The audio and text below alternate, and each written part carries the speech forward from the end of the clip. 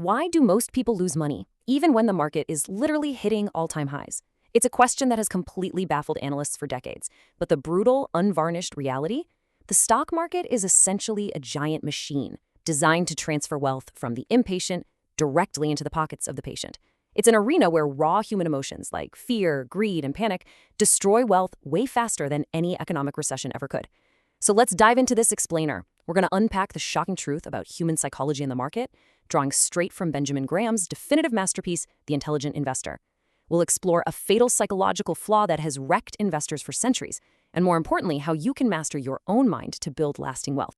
Now, why do the smartest people often lose the most money? It completely messes with our intuition, right? We're brought up to think that being incredibly smart automatically translates to financial success. But what's absolutely fascinating here is that raw intelligence, having a stratospheric IQ, does not guarantee you financial success. Not even close. In fact, if you don't have emotional control, a high IQ might actually just make you spectacularly good at rationalizing terrible financial decisions. You see, the market is not a math test. It's a psychological battlefield. Most investors don't lose their shirts because they aren't smart enough. They lose because of their behavior. Just consider Sir Isaac Newton. This is the man who formulated the laws of motion. He discovered universal gravity, easily one of the most brilliant human beings to ever exist. And yet, when it came to the stock market, he was completely outmatched by his own emotions. Back in the 1720s, Newton threw money into the South Sea Company. As the stock price exploded into this massive speculative bubble, the sheer frenzy around him just became too much to resist. Even the genius who discovered gravity lost a fortune because he let the emotional roar of the crowd completely override his own rational judgment. He supposedly muttered later that he could calculate the motions of heavenly bodies, but not the madness of the people. Look, if it can happen to Isaac Newton, it can absolutely happen to you or me. To really grasp why this kind of emotional panic is so lethal, we've got to look at the cold, hard math. Let's rewind to the tech boom of the late 90s. People genuinely thought losing money was impossible. But when that dot-com bubble popped, so many hyped-up tech stocks lost 95% of their value or more. And here is the devastating math of why that's a nightmare. If you panic and lose 95% of your money in a trendy stock, you don't just need a 95% gain to recover. No, you need a massive 1,900% gain just to get back to zero. Taking a foolish, emotionally driven risk can bury you in a financial hole so deep, it becomes mathematically almost impossible to climb back out. So, how do we escape this psychological trap? For that, we turn to Benjamin Graham.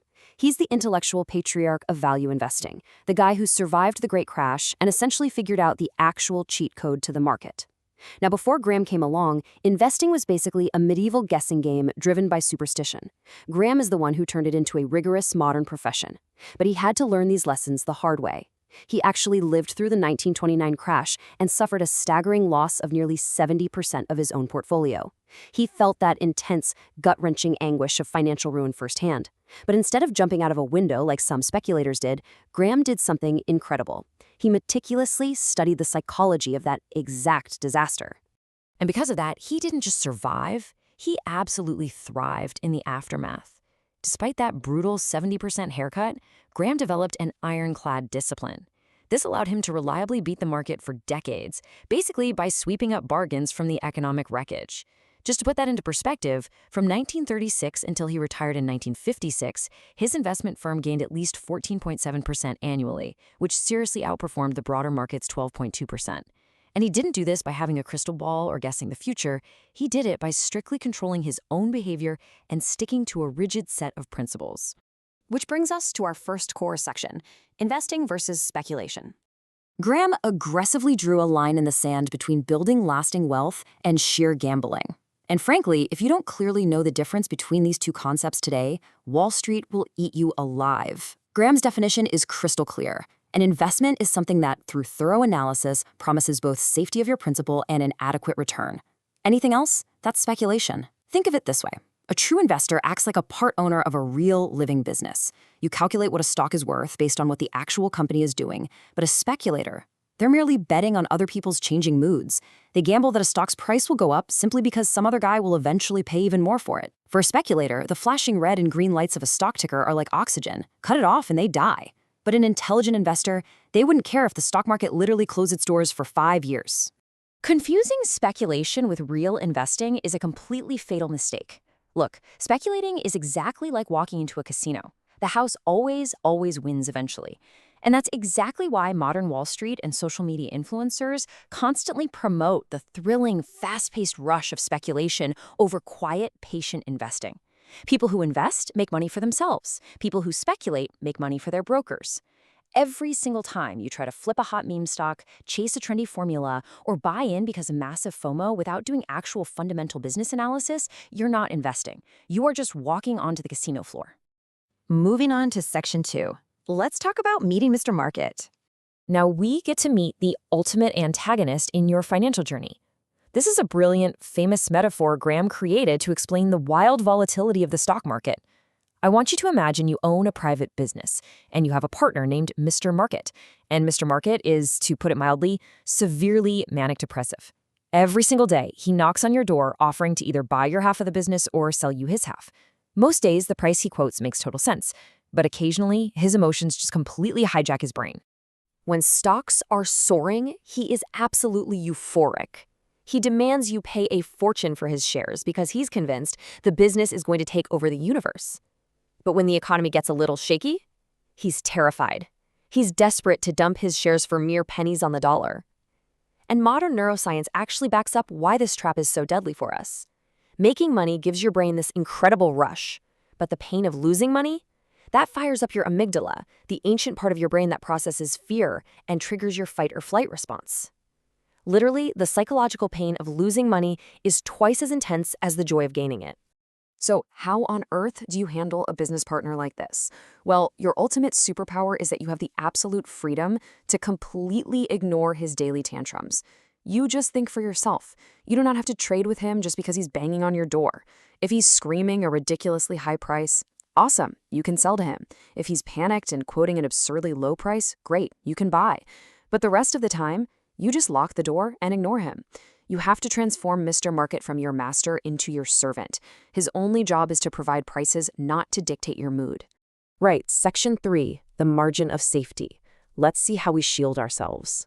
How do we practically protect ourselves from Mr. Market's madness? The answer is what Graham considered the single most important central concept of investing, the margin of safety. This is your ultimate shield. It's the buffer that absorbs the devastating impacts of your own miscalculations or just sudden, unavoidable bad luck in the economy. Simply put, it means you never, ever overpay for an asset, no matter how exciting its future looks. You insist on buying it for significantly less than its actual appraised value. Think of it like engineering a bridge. If you're building a bridge to hold a 10,000-pound truck, you don't build it to hold exactly 10,000 pounds. You build it to hold 30,000 pounds. You build in a massive buffer. That is the margin of safety. The entire financial industry wants you obsessed with price, what you're paying right now.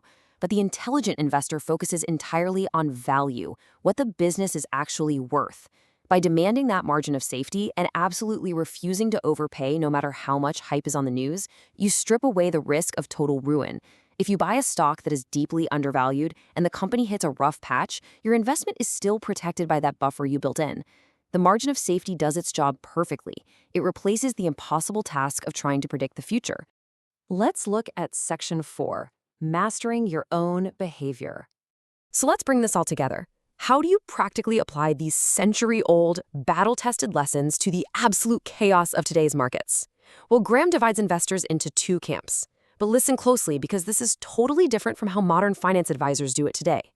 Usually, you're divided up by your quote-unquote risk tolerance. Graham says no. You have to pick your path based entirely on how much time and emotional energy you're realistically willing to spend. The defensive investor just wants safety and freedom from stress. The enterprising investor, however, is willing to treat investing like a full-time, demanding business. Look, you cannot be half a business person here. If you don't have the time to sit down and rigorously analyze balance sheets, then you belong in the defensive camp, and there's absolutely zero shame in that. For the vast majority of us, taking that defensive path is the most intelligent move. And here is the exact playbook to build that discipline. Step 1, always demand a margin of safety. Step 2, put your core portfolio on autopilot. Seriously, by automating your decisions, like systematically buying into a broad index fund every single month, totally ignoring what the market is doing, you strip the market of its power to stress you out. And step 3, Graham deeply understood human nature.